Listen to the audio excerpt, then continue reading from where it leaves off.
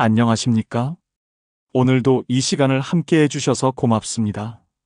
오늘은 조금 무거울 수 있는 이야기를 나눠볼까 합니다. 최근 통계를 보니 60대 이혼율이 급증하고 있다고 하더군요. 그것도 배우자의 성격을 도저히 바꿀 수 없어서라는 이유가 가장 많다고 합니다. 30년, 40년을 함께 산 부부가 이제 와서 사람은 절대 안 바뀌더라는 결론을 내리고 헤어지는 겁니다. 참 씁쓸한 일입니다. 여러분도 혹시 이런 생각 해보신 적이 있으신가요? 이 사람은 왜 이렇게 안 변할까? 내가 몇 번을 얘기해도 똑같네. 결혼할 때는 이러지 않았는데.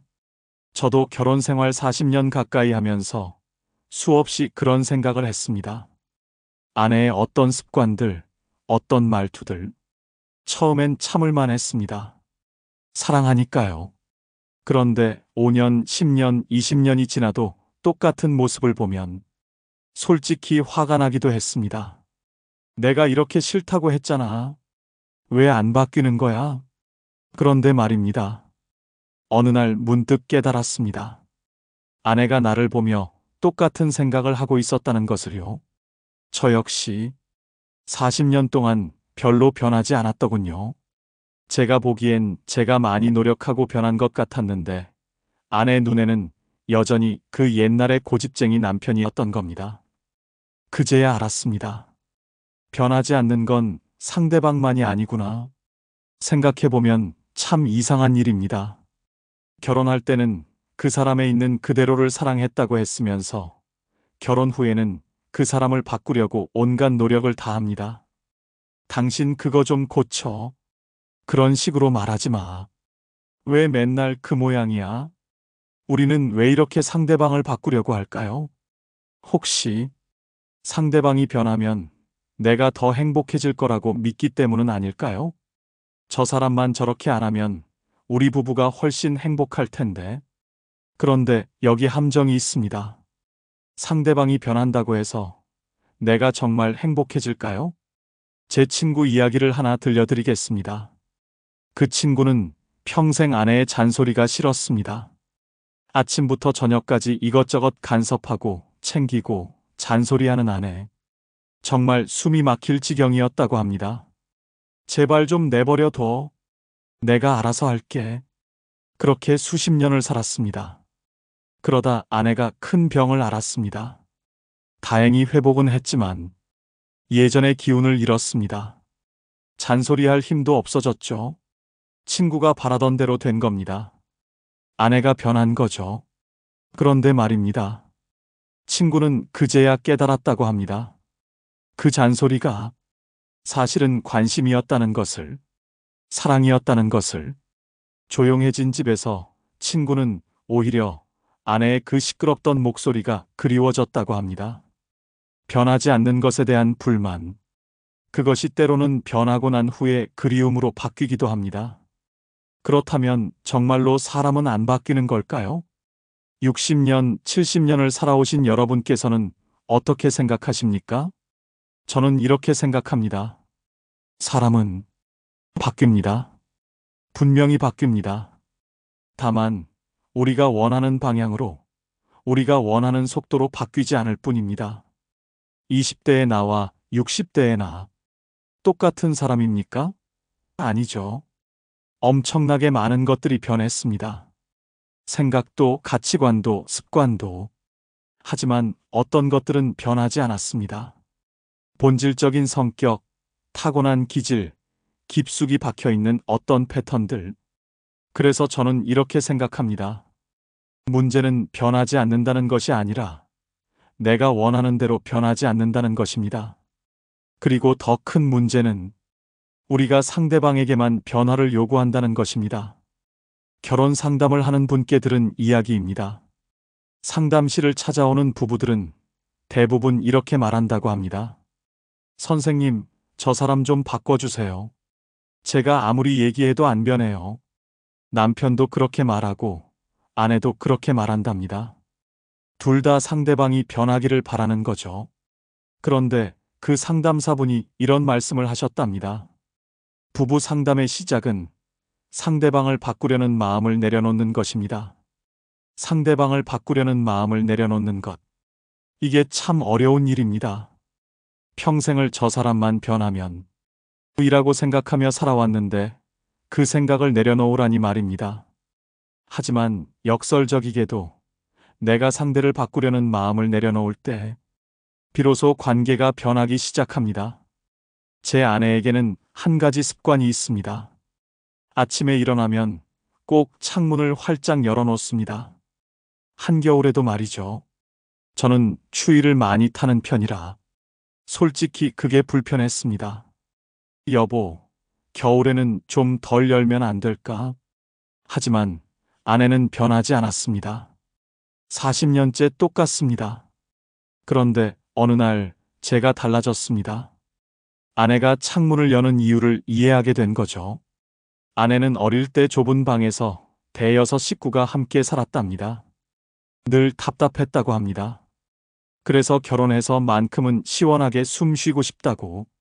그 이야기를 듣고 나니 창문 여는 아내의 모습이 달리 보였습니다. 그건 단순한 습관이 아니라 아내의 오랜 염원이었던 거죠. 그 후로 저는 옷을 한 겹 더 입기로 했습니다. 아내를 바꾸려 하지 않고 제가 바뀐 겁니다. 그랬더니 신기하게도 아내가 조금씩 배려하기 시작했습니다. 너무 추운 날은 창문을 조금만 연다든지, 제가 바꾸려고 40년을 노력해도 안 됐던 일이 제가 받아들이니까 자연스럽게 변화가 일어난 겁니다. 다시 처음 이야기로 돌아가 봅니다. 60대 이혼율 급증, 배우자의 성격 때문이라는데 저는 감히 이렇게 생각합니다. 진짜 이유는 성격이 아니라 기대가 아닐까 하고요. 30년, 40년을 살면서 쌓인 기대들. 이 사람이 변할 거야. 나이 들면 달라지겠지. 언젠가는 내 마음을 알아주겠지. 그런데 60대가 되어 보니 그 기대가 이루어지지 않았다는 걸 깨닫는 겁니다. 그래서 분노하고 실망하고 결국 헤어지는 거죠. 하지만 생각해 보십시오. 그 사람은 처음부터 그런 사람이었습니다. 변한 건 그 사람이 아니라 우리의 기대였던 겁니다. 우리가 일방적으로 품었던 기대, 상대는 모르는 혹은 감당할 수 없는 기대, 그 기대가 무너지면서 관계도 무너지는 겁니다. 불교에 이런 말이 있습니다. 고통은 저항에서 온다. 우리가 현실을 있는 그대로 받아들이지 않고 저항할 때 고통이 생긴다는 뜻입니다. 부부관계도 마찬가지입니다. 상대방의 모습을 있는 그대로 받아들이지 않고 저항할 때, 왜 저래? 왜 안 변해? 왜 내 말을 안 들어? 이런 저항이 고통을 만드는 겁니다. 받아들인다는 것은 포기하는 게 아닙니다. 체념하는 것도 아니고요. 그저 있는 그대로를 보는 겁니다. 아, 이 사람은 이런 사람이구나. 이게 이 사람의 본 모습이구나. 나와 다르지만 그것도 하나의 삶의 방식이구나. 이렇게 받아들일 때 비로소 마음이 편안해집니다. 솔직히 말씀드리겠습니다. 제가 아내에게 바라는 변화들, 그걸 제 자신에게 적용해 보면 어떨까요? 왜 그렇게 말이 없어? 라고 아내에게 말했다면 저는 얼마나 말이 많은 사람일까요? 왜 그렇게 급해? 라고 불평했다면 저는 얼마나 느긋한 사람일까요? 대부분의 경우 우리는 그렇지 못합니다. 우리가 상대방에게 요구하는 것들을 우리 자신도 하지 못하는 경우가 많습니다. 완벽한 사람은 없으니까요. 그런데 우리는 상대방에게만큼은 완벽을 요구합니다. 이게 공정한 일일까요? 제 자신도 변하지 못하면서 상대방만 변하길 바라는 것. 이게 과연 사랑일까요? 60대, 70대가 되면 사실 변화를 기대하기는 더 어려워집니다. 몸도 굳어지고 생각도 굳어지고 습관은 더욱 단단해집니다. 하지만 바로 그 때문에 더욱 받아들임이 필요한 시기입니다. 함께 늙어간다는 것. 그것은 상대방의 변화를 기다리는 게 아니라 상대방의 변하지 않음을 받아들이는 것입니다. 주름진 얼굴을 보며 왜 안 젊어져? 라고 할 수 없듯이 40년, 50년 굳어진 성격을 보며 왜 안 변해? 라고 할 수는 없는 겁니다. 오히려 이렇게 생각해야 합니다. 이 사람의 그 모습 그대로 나와 평생을 함께 해주었구나. 변하지 않는 그 모습으로 내 곁을 지켜주었구나. 물론 모든 관계를 다 지켜야 하는 건 아닙니다. 폭력이 있거나 학대가 있거나 배신이 있다면 떠나는 것도 용기입니다. 하지만 단지 성격이 안 맞아서 변하지 않아서 헤어진다면 한 번쯤은 생각해 봐야 합니다. 다음 사람을 만나도 그 사람 역시 변하지 않을 것입니다. 처음에는 새롭고 좋아 보이겠지만 시간이 지나면 그 사람도 변하지 않는 부분들이 보일 겁니다. 그때 또다시 이 사람은 안 변하네라고 할 건가요? 문제는 상대가 아니라 상대가 변하기를 바라는 나의 마음일 수 있습니다. 이런 이야기를 들은 적이 있습니다. 어느 할아버지가 돌아가시기 전 할머니에게 이런 말을 남겼답니다. 여보, 평생 당신 성격 때문에 힘들었소. 하지만 고맙소.